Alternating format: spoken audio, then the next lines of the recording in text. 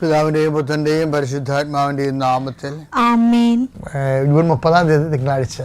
അമ്മേ പരിശുദ്ധമ്മേ, അമ്മേ പരിശുദ്ധമ്മേ, ദൈവമാതാവേ, ദൈവമാതാവേ, കൃപാസനത്തിലൂടെ ഞങ്ങൾക്കും ഞങ്ങളുടെ ദേശത്തിനും അമ്മ മധ്യസ്ഥം തേടി തന്ന എല്ലാ അനുഗ്രഹങ്ങൾക്കും കൃപകൾക്കും ഞങ്ങളിപ്പോൾ ഹൃദയം നിറഞ്ഞ നന്ദി പറയുന്നു. അമ്മേ പരിശുദ്ധമ്മേ, അമ്മേ പരിശുദ്ധമ്മേ, ദൈവമാതാവേ, 2004 ഡിസംബർ 7 ഉച്ചകഴിഞ്ഞ് 2:30 കൃപാസനത്തിൽ സംഭവിച്ച അമ്മയുടെ പ്രത്യക്ഷപ്പെടലിനെ കുറിച്ച് തിരുസഭയ്ക്ക് സമർപ്പിച്ചിരിക്കുന്ന പഠനരേഖകളുടെ മേൽ സഭാത്മകമായ പഠനം ആരംഭിക്കുവാൻ ഞങ്ങൾ പ്രാർത്ഥിക്കുന്നു. അമ്മേ പരിശുദ്ധമ്മേ, ഭൂസ്വർലോകങ്ങളുടെ രാജ്ഞിയായ അങ്ങേയ്ക്ക് ഭൗമ സംരക്ഷണത്തിനായി പ്രപഞ്ചപ്രകൃതിയെ തന്നെ തിരുസഭ പ്രതിഷ്ഠിക്കുവാൻ ഈ പ്രത്യക്ഷീകരണ വഴി ഇടയാക്കണമേ. പരിശുദ്ധമ്മേ, ജപമാല മാതാവേ, സകല കൃപാസനം പ്രാർത്ഥനകളോടും ചേർത്ത് ഞങ്ങളിപ്പോൾ പ്രാർത്ഥിക്കുന്ന ഈ കുടുംബത്തിന്റെ പ്രത്യേക നിയോഗം പറമക്കളെ.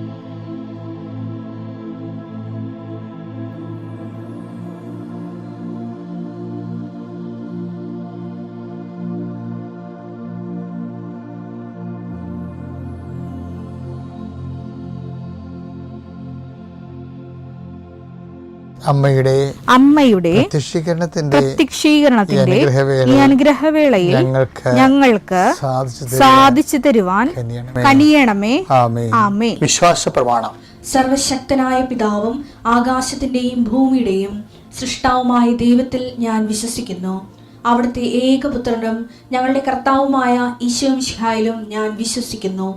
ഈ പുത്രൻ പരിശുദ്ധാത്മാവിനാൽ ഗർഭസ്ഥനായി കന്യകാമറിയത്തിൽ നിന്ന് പിറന്ന് പൊന്തിയോസ് പീലാത്തോസിന്റെ കാലത്ത് പീഡകൾ സഹിച്ച് കുരിശിൽ തറയ്ക്കപ്പെട്ട് മരിച്ച് അടക്കപ്പെട്ട് പാതാളങ്ങളിൽ ഇറങ്ങി മരിച്ചവരുടെ ഇടയിൽ നിന്ന് 3-ാം നാൾ ഉയർത്ത് സ്വർഗത്തിലേക്ക് എഴുന്നള്ളി സർവശക്തിയുള്ള പിതാവായ ദൈവത്തിന്റെ വലതുഭാഗത്തിരിക്കുന്നു.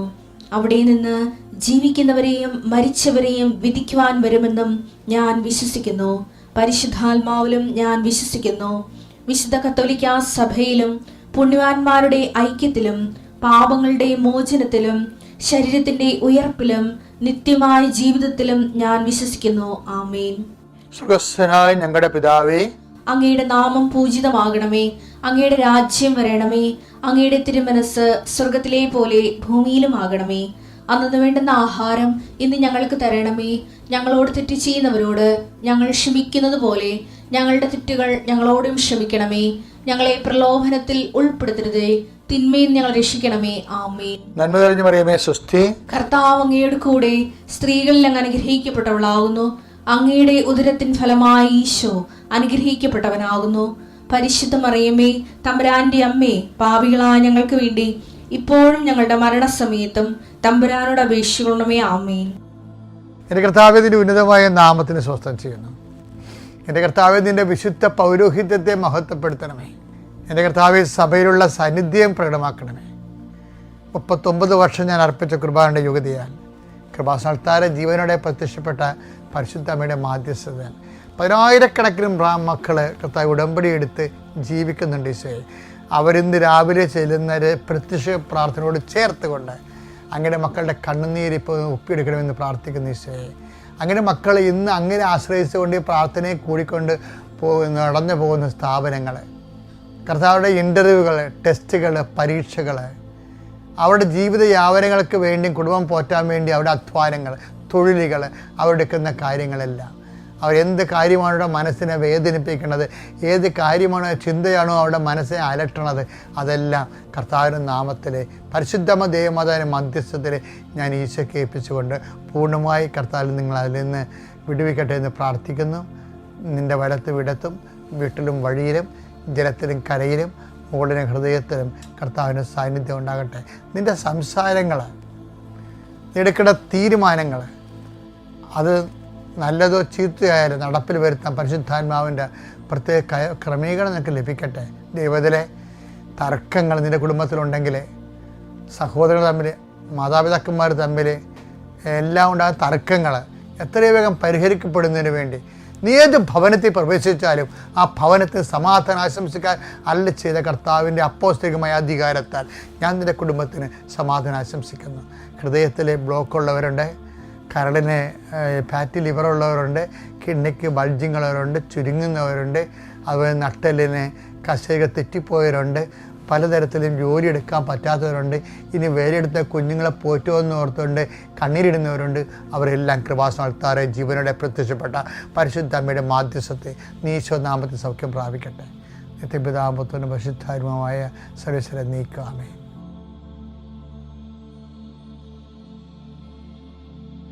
എൻ്റെ മക്കളെ, കുറേ ഈ ജീവിത പ്രശ്നങ്ങളെ അവനെ പ്രാർത്ഥനയെ സ്പാർക്ക് ചെയ്യാൻ, പ്രാർത്ഥനയ്ക്ക് പൊരിയുണ്ടാകാൻ. ഇപ്പം നമ്മൾ കിക്ക് ചെയ്യുമ്പോൾ എന്തുകൊണ്ടാണ് സ്പാർക്ക് ചെയ്തിട്ടല്ലേ ഈ ബൈക്ക് സ്റ്റാർട്ടാകണത്?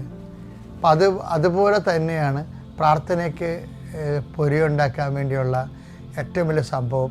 പ്രാർത്ഥിക്കുന്ന വിഷയത്തെക്കുറിച്ച് നമ്മളത് മീൻ ചെയ്താൽ മതി, നമ്മൾ ഉദ്ദേശിച്ചാൽ മതി. അപ്പോൾ ഉദ്ദേശിക്കുമ്പോൾ ദൈവസ്നേഹം ഉണ്ടാകണം, ദൈവവിശ്വാസം ഉണ്ടാകണം, പ്രത്യാശ ഉണ്ടാകണം. ലൂക്ക 10:26 അവൻ ചോദിച്ചു നിയമത്തിൽ എന്ത് എഴുതിയിരിക്കുന്നു? നിയമത്തിൽ എന്ത്, അതായത് വചനത്തിൽ എന്ത് എഴുതിയിരിക്കുന്നു? നീ എന്ത് വായിക്കുന്നു? അതാണ് പ്രശ്നം. What you mean it? അതെ, വചനത്തിൽ എന്ത് എഴുതിയാലുവേ ഓരോ അണ്ണന്മാരത് എങ്ങനെ മനസ്സിലാക്കണമെന്നില്ലേ? ഇതുപോലെ പ്രാർത്ഥന നമ്മൾ ഒത്തിരി വാരിക്കെട്ടി പ്രാർത്ഥിക്കും. അപ്പോൾ ചിലരുടെ പ്രാർത്ഥന അവരെ ഉദ്ദേശിച്ചാണ് പ്രാർത്ഥിക്കുന്നത്, ചില പ്രാർത്ഥന അത് ഇങ്ങനെ ഓട്ടോമാറ്റിക്കായിട്ട് പ്രാർത്ഥിച്ചു പോകുന്നതാണ്. അപ്പോൾ ഇപ്പോൾ നമ്മളത് പ്രാർത്ഥിക്കുന്ന മീൻ ചെയ്യണം, നമ്മളത് ഉദ്ദേശിക്കണം. കാര്യം ഇപ്പം തന്നെ അതാണ് രോഗിയോടും കർത്താവ് ചോദിക്കും, നീ യഥാർത്ഥത്തിൽ സുഖം പ്രാപിക്കാൻ ആഗ്രഹിക്കുന്നുണ്ടോ? യോഹന്നാൻ 5:6 അവൻ അവിടെ കിടക്കുന്നത് യേശു കണ്ടു. അവൻ വളരെ നാളായി കിടപ്പിലാണെന്നറിഞ്ഞ് യേശു ചോദിച്ചു, സുഖം പ്രാപിക്കാൻ നിനക്ക് ആഗ്രഹമുണ്ടോ?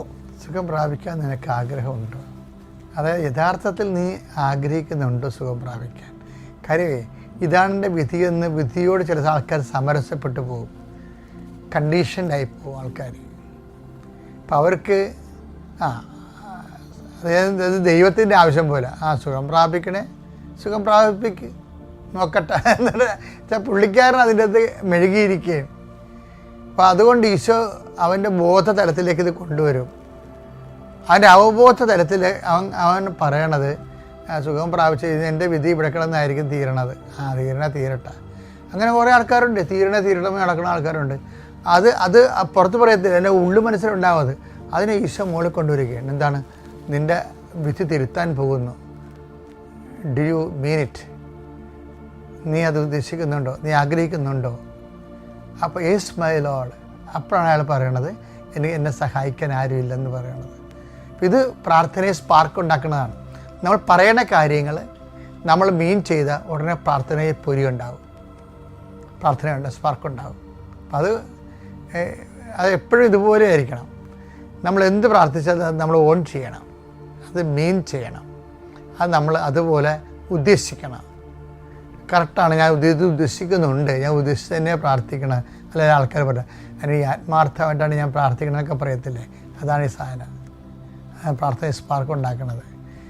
എന്താ കാര്യം വെച്ചാൽ എപ്പോഴും ഞാൻ മനസ്സിലാക്കണം, ഈ വചനം ഉണ്ടല്ലോ, വചനം എപ്പോഴും നമ്മളിങ്ങനെ ഇടക്കിടക്ക് വായിക്കാനുള്ള, എപ്പോഴും വായിക്കണമെന്ന് ഞാൻ നിങ്ങളോട് പറയണത്. നിങ്ങളുടെ പരാധീനതകൾ ദൈവത്തോട് പറയണം. കർത്താവേ, ഇപ്പം ഞാൻ കുറേ നാളായിട്ട് പറഞ്ഞുകൊണ്ടിരിക്കുന്ന കാര്യം, എനിക്ക് പണ്ട് ഭയങ്കര ഈ കുർബാന സ്വീകരിക്കുമ്പോൾ വല്ലാത്ത ഇൻറ്റിമസി ആയിരുന്നു. എൻ്റെ കണ്ണൊക്കെ നിറയുമായിരുന്നു. ഇപ്പോൾ കുറേ നാളായിട്ട് അങ്ങനെ കണ്ണൊക്കെ നിറയുന്നില്ല. അപ്പോൾ എനിക്ക് വല്ല കുഴപ്പമുണ്ടാകും. ഞാൻ എങ്ങനെ ചിന്തിച്ചൊക്കെ ഹരിച്ചും കുണിച്ചും നോക്കിയിട്ട് കുഴപ്പം കണ്ടുപിടിക്കാൻ പറ്റില്ല. അപ്പോൾ ഞാൻ ഇപ്പോൾ ഈശോയെ പറയാൻ തുടങ്ങി, ഈശോയെ എനിക്ക് കമ്മ്യൂണിയൻ സ്വീകരിക്കുമ്പോൾ ഒരു ഇൻറ്റിമസി വേണം മുമ്പത്തേക്കാളും. ഉണ്ട്, ഇല്ലെന്നല്ല, മുമ്പത്തേക്കാൾ. കാര്യം ഇതിന് ഒരു അറ്റുമാറുതി, ആത്മീയത അനുഭവത്തിന് അറ്റുമാറുതിയും ഇല്ലേ. അത് നമ്മൾ കുറേ ക്ലേശത്തിൽ പ്രാർത്ഥിക്കുമ്പോഴാണ് അതിനൊക്കെ കുറച്ചുകൂടി വിലയുള്ളത്. അല്ല, നിങ്ങളൊക്കെ ഓർക്കണത് എൻ്റെ ക്ലേശം കഴിയട്ടെ. ചില ആൾക്കാർ ഉടമ്പടി തിരി വാങ്ങിച്ചോണ്ട് പോകും. എന്നിട്ട് ഞാൻ ചേച്ചി ഉടമ്പടി എടുത്തണം, എടുത്തേ, തീ കത്തിച്ചിട്ടില്ല, അത് മകളെ പ്രസവിക്കാമെന്ന് നിപ്പുണ്ട്. അവളുടെ പ്രസവം കഴിഞ്ഞ് പോകുമ്പോഴേ തിരി കത്തിക്കാതിരിക്കും. എന്ത് പറയാനാണ് കാര്യം. നമ്മളെ കടലിലെ വെള്ളമെല്ലാം തിരയെല്ലാം ഒഴിഞ്ഞു പോയിട്ട് വല്ലവർക്കും കടലിൽ കുളിക്കാൻ പറ്റുക? ആ തിരയിലാണ് ആൾക്കാരെ കുളിക്കേണ്ടത്. പ്രസവങ്ങളിലാണ് പ്രാർത്ഥന. പ്രസനവും ഉണ്ടാവും, പ്രാർത്ഥനയും ഉണ്ടാവും. അത് രണ്ടും ഒരുമിച്ച് പോകും. അത്യപൂർവ ദൈവാനുഭവങ്ങൾ ഇനി നിങ്ങൾക്കും സ്വന്തം. ഈ യൂട്യൂബ് ചാനൽ ഇതുവരെ സബ്സ്ക്രൈബ് ചെയ്തിട്ടില്ലെങ്കിൽ ഇപ്പോൾ തന്നെ സബ്സ്ക്രൈബ് ചെയ്യുക. ഈ വീഡിയോ ഇപ്പോൾ തന്നെ നിങ്ങളുടെ സുഹൃത്തുക്കൾക്ക് ഷെയർ ചെയ്തുകൊണ്ട് കർത്താവിന്റെ പ്രേക്ഷിതരാകുക.